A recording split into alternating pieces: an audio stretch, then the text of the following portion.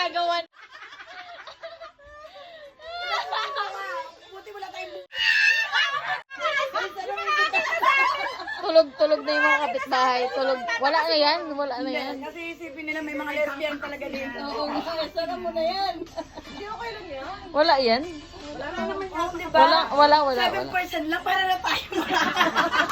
Kanina nga wala pa yun.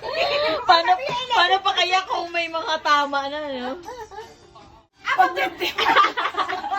Kaya kakailanganin ba natin ito? May kokopay pa tayo.